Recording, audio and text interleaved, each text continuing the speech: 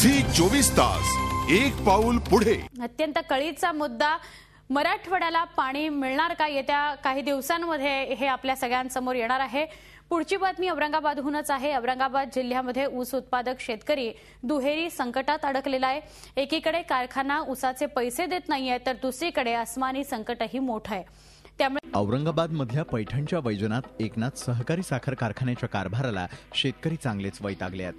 महागाई, दुष्काळ या दुष्टचक्रात अडकलेल्या शेतकऱ्यांची हक्काचे पैसे न मिळाल्यानं आणखीनच अडचण झाली आहे। गेल्या हंगामात वैजनाथ सहकारी साखर कारखान्यानं ऊसाला 2010-2011 मध्ये प्रति टन 1750 रुपयांचा दर जाहीर केला, मात्र 1500 रुपये इतका भाव दिला।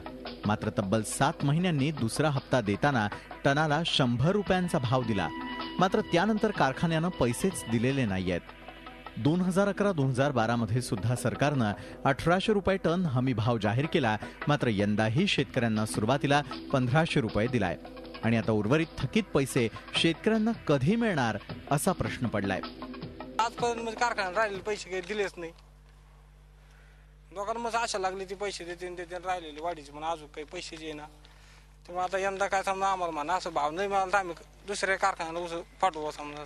2011-2012ला 69 टन ऊस गेला, सरकारने भाव 1800 रुपये डिक्लेअर केला। आतापर्यंत मला 1600 रुपये पेमेंट मिळालेले।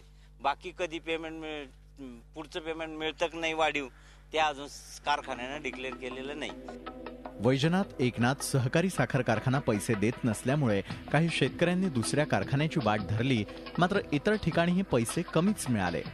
वैजनाथ एकनाथ सहकारी साखर कारखान्यानं मात्र शेतकऱ्यांचं हे म्हणणं फेटाळलंय, मात्र फायनल सेटलमेंट झाली नाही हे कारखान्याचे अधिकारी खासगीत मान्य करतायत, मात्र अधिकृतपणे यावर बोलायला कुणीही तयार नाही। हे भ्रष्टाचार करीत यांनी लगेच हे भाडे तत्वावर देऊन टाकला, कारण याला चालवला नाकत नाही राहिला, याला पैसेच कोणी ओळखीत नाही कारखान्याला।